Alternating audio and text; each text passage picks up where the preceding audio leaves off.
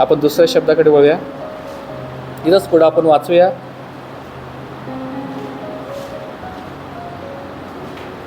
38 पासून पुढं 43 पर्यंत पहा, प्रभू येशू ख्रिस्त त्या चोराला सांगत आहे, आज तू मज बरोबर सुखलोकात असशील. हा दुसरा शब्द आहे. आता ह्या दुसऱ्या शब्दाविषयी सांगत असताना तुम्हाला घटनाक्रम सांगतो येतो. 2 अपराधी त्याच्याबरोबर वधस्तंभी खेळण्यात चाललेले आहेत. 2 अपराधी जे चोर आहेत, ज्यांनी गुन्हा केला आहे समाजाविरुद्ध, लोकांविरुद्ध, लोकांना त्रस्त करून, लोकांना पीडित करून ते शिक्षा भोगावयास ते चाललेले आहेत. आणि त्या वधस्तंभावर ते खेळले गेलेले आहेत. एक प्रभूच्या उजव्या हाताला खेळलेला आहे आणि एक प्रभूच्या डाव्या हाताला खेळलेला आहे. आता आपण पाहत आहोत तिथं की जर मी एक वचन वाचतो, 35 वचन इथं सांगितलं आहे, लोक पाहत उभे होते.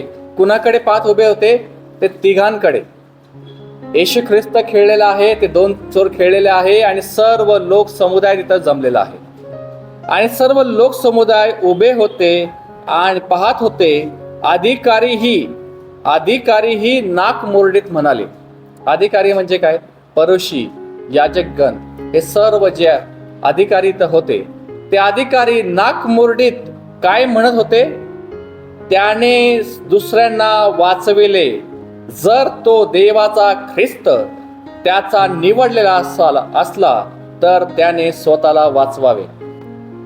आता इथं पाहतोय आपण की ते अधिकारी लोक, परुषी लोक, शास्त्री लोक आणि जे याजकगण ते येशू ख्रिस्ताला पाहून नाक मुरडीत म्हणत आहे, त्याची निंदा करीत म्हणत आहे की जर तू देवाचा ख्रिस्त असशील, जर तू दुसऱ्याला वाचवलंस, 4 दिवसाचा मुर्दा तू जिवंत केला, लाजाराला तू जिवंत केलं, आता स्वतःला वाचव. परंतु त्यांना हे कळत नव्हतं की तो वाचवण्यासाठीच आला होता, परंतु मरणाला सामोरे जाऊन तो वाचवण्यासाठी आला होता. तो काय उतरू शकत नव्हता वधस्तंभावरून. देवदूत येऊ शकत नव्हते स्वर्गातून. त्यांनी आज्ञा केली असता लगेच झालं असतं. परंतु त्यांना ते कळत नव्हतं की येशू ख्रिस्त स्वतःहून त्यांच्या हाती पडलेला आहे. येशू ख्रिस्त स्वतःहून त्या वधस्तंभी चालला आहे, कारण पित्यापासून त्याला ती आज्ञा प्राप्त झाली होती. गेतशेमनी बागेत जेव्हा तो प्रार्थना करीत होता त्यावेळेस तो म्हटला, हे पित्या, माझ्या इच्छेप्रमाणे नव्हे तर तुझ्या इच्छेप्रमाणे हो, मी वधस्तंभी जाण्यासाठी तयार आहे. त्यांनी स्वतःला सुपूर्त केलं.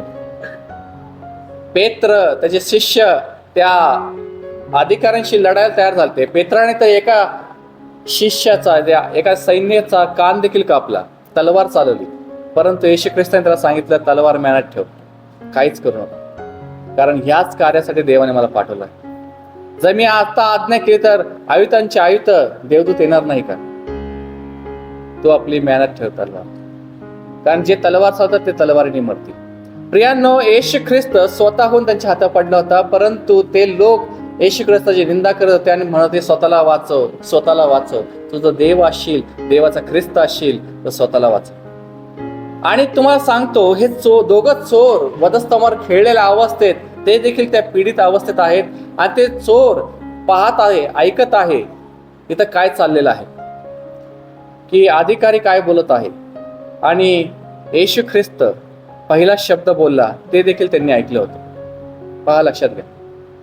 ते सर्व ऐकत आहेत, निंदा ऐकत आहेत, जे लोक अधिकारी बोलत आहेत ते ऐकत आहेत. आणि येशू ख्रिस्ताने पहिला शब्द उच्चारला होता त्यांच्या विषयी, ते देखील त्यांनी ऐकला.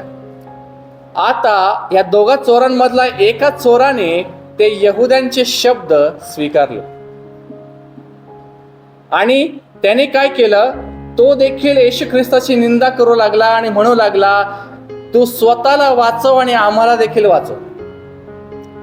त्याने काय शब्द वापरले? 39, वधस्तंभावर खेळलेल्या त्या अपराध्यांपैकी एकाने त्याची निंदा करून म्हटले. काय करून म्हटले?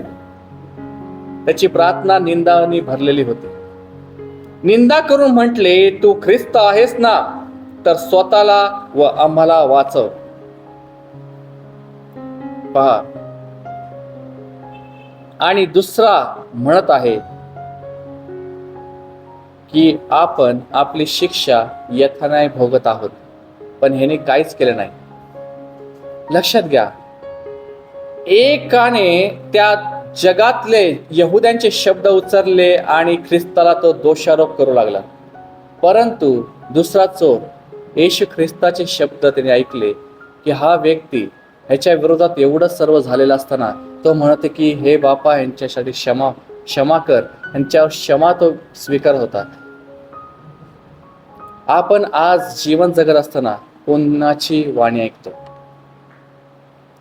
आज सर्व जगातल्या गोष्टी, सर्व जगातले लोक ख्रिस्ताच्या विरोधात आहेत, ख्रिस्ताच्या शिकवणीच्या विरोधात आहेत, ख्रिस्ती लोकांच्या विरोधात आहेत आणि सर्व विरोध उत्पन्न झालेला आहे. आणि आज अनेक लोक, अनेक ख्रिस्ती लोक, अनेक सर्व लोक त्या जगातले शब्द उचलतात आणि कधी कधी ते त्यांच्या जीवनात जर चांगलं काही झालं नाही तर ते देवाला निंदा करत म्हणतात की हे देवा, तू जिवंत देव आहेस ना, आम्हाला वाचव.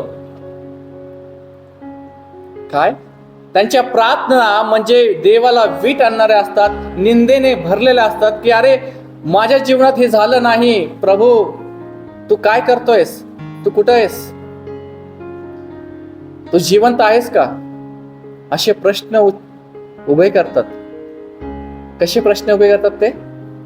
हे प्रभू, तू जिवंत तरी आहेस का? लक्षात घ्या, यहुद्याचे शब्द, अधिकारांचे शब्द, सैतानाकडले शब्द, अंधकाराकडले शब्द. आज तुम्ही कोणाची वाणी ऐकत आहात? त्या अंधकाराची, त्या सैतानाची वाणी ऐकत आहात, ज्या लोकांच्या मुखामध्ये त्यांनी निंदा आणि सर्व काही भरलेलं आहे. कारण बायबलचं वचन सांगतं सैतान हा निंदा करणारा आहे. सैतान या शब्दाचाच अर्थ होतो की दोषारोप करणारा, निंदा करणारा, निंदक.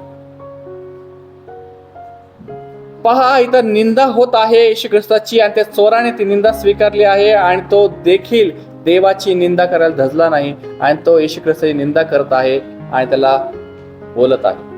परंतु दुसरा जो आहे त्याने येशू ख्रिस्ताचे शब्द ऐकले आहे, क्षमेचे, प्रीतीचे शब्द ऐकलेले आहे आणि तो म्हणत आहे, परंतु दुसऱ्याने त्याचा निषेध करून म्हटले, तुला ही तीच शिक्षा झाली असता तू देवाला सुद्धा भीत नाहीस काय?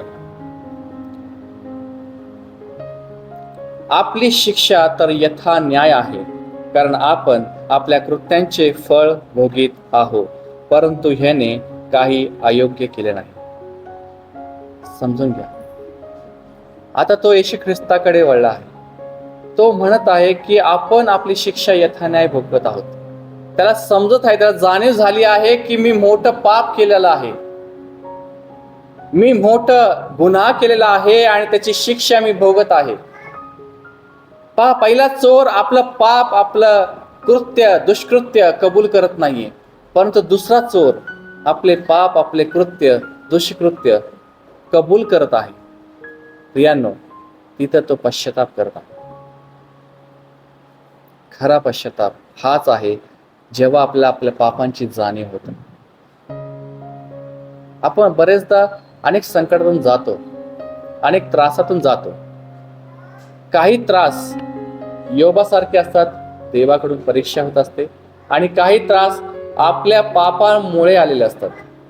पण जे पापांमुळे आलेले त्रास असतात, जे संकट असतात, जे क्लेश असतात, त्याच्यामध्ये आपण काय बोलतो, आपला शोध कुठं असतो, आपला विवेक आपल्याला काय सांगतोय, फार महत्वाचं आहे.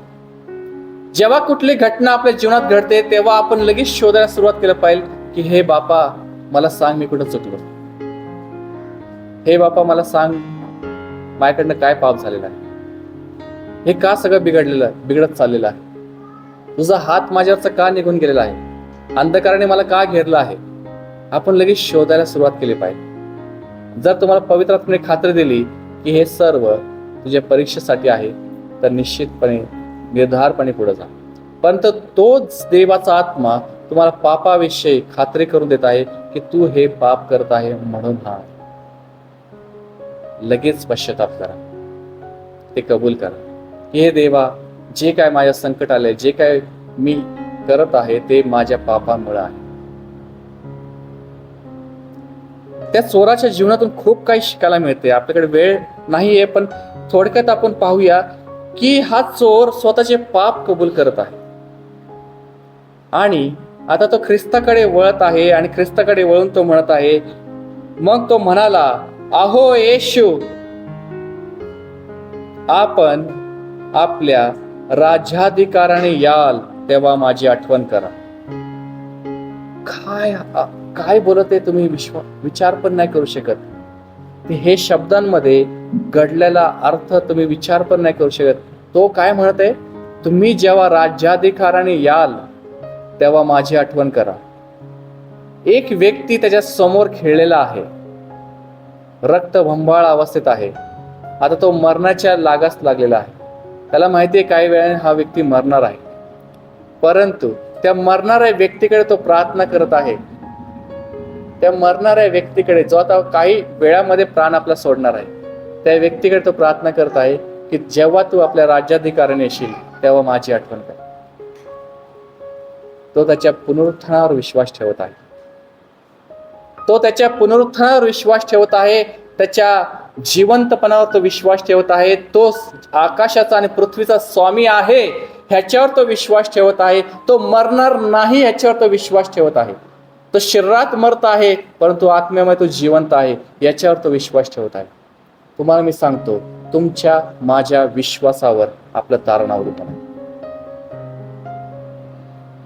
याच कारणास्तव तो विश्वास, तो पश्चाताप त्या चोराच्या जीवनातला येशू ख्रिस्ताने त्या वधस्तंभावर पाहून त्याला म्हटलं की आज तू मज बरोबर सुखलोकात असशील. जागच्या जागी त्याला तारण, जागच्या जागी त्याला तारण. आज आपण आपल्या विश्वासाच्या त्या प्रवासामध्ये पश्चातापाकडे दुर्लक्ष तर करीत नाही आहोत ना, त्या विश्वासाकडे दुर्लक्ष तरी नाही करत आहोत ना. आपण विश्वासामध्ये कमी तर होत नाही आहोत ना. आपण संशयामध्ये जात तर नाही आहोत ना. आपण आपली परीक्षा केली पाहिजे. आपण आपली परीक्षा केली पाहिजे. प्रियांनो, ह्या प्रवासाच्या काळामध्ये जोपर्यंत देवाने आपल्या ह्या पृथ्वीवर ठेवलेलं आहे, आयुष्य दिलं आहे, प्रभूने सांगितलं, जो कोणी शेवटपर्यंत टिकेल त्याला तारण प्राप्त होईल. पौलासारखा पौल म्हणतो की मी पडू नये म्हणून स्वतःची पारख करतो, मी स्थिर स्वतःला करतो. लक्षात घ्या प्रिया, आपल्याला स्वतःला एवढं खंबीर करायचं आहे विश्वासामध्ये. आपल्याला स्वतःला एवढं खंबीर करायचं आहे त्या पश्चातापाच्या जीवनाकडे वाटचाल करून, की जेणेकरून आपण आपलं तारण कधीच गमावणार नाही. बायबल सांगतं, कसं तरी चाचपडत तारण साधून घ्या. कसं तरी.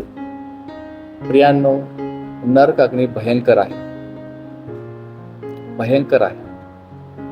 येशू ख्रिस्तालाच, प्रभू येशू ख्रिस्तालाच तारणाचा अधिकार देण्यात आलेला आहे, कारण त्याने आपल्यासाठी रक्त सांडलं आणि त्या रक्ताच्या द्वारेच आपण पित्याकडे जाऊ शकतो. त्या रक्ताच्या द्वारेच आपल्या पाप क्षमा होऊ शकते. त्या रक्ताच्या द्वारेच स्वर्गाचे द्वार आपल्याकडे उघडले जाऊ शकतात. त्या रक्ताच्या द्वारेच. जर त्याचं रक्त आपल्यावर नाही तर आपल्याला तारण नाही प्रियांनो.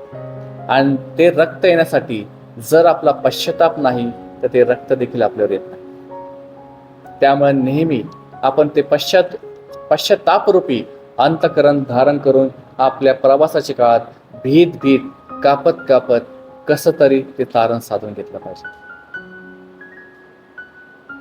आपल्यामध्ये कोण पूर्ण आहे का? बायबल सांगतं आपल्यामध्ये कोणी पूर्ण नाही. आपण त्या पूर्णतेकडे चाललेलो आहोत, त्या पवित्र करण्याकडे चाललेलो आहोत.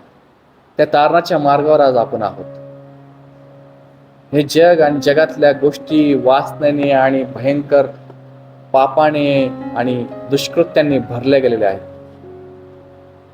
मी आजकाल न्यूज बघणं बंद केलं. टीव्ही, मोबाईलमध्ये काय हेडलाईन्स असतात न्यूज, ते बघणं बंद केलं, कारण एवढा भयंकर गोष्टी चाललेल्या आहेत. आपल्या पुणे शहरामध्ये देखील तुम्ही पाहतात आजूबाजूला काय चाललेलं आहे. आपल्याला फार देवाकडे पाहून भीत भीत कापत कापत पश्चातापरूपी अंतःकरण धारण करून नम्रपणे विश्वास ठेवून चाललं पाहिजे. कारण आपला विश्वास आहे की प्रभू येशू ख्रिस्त येणार आहे. हा चोर विश्वास ठेवते की प्रभू तू राज्याधिकाऱ्याने येशील, माझी आठवण कर.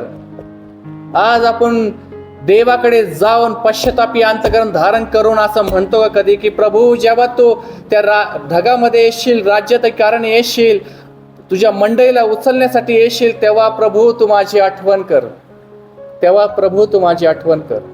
एक वचन वाचू आपण, योहानाचं पहिलं पत्र याचा 2रा अध्याय वचन 28 आपण वाचू.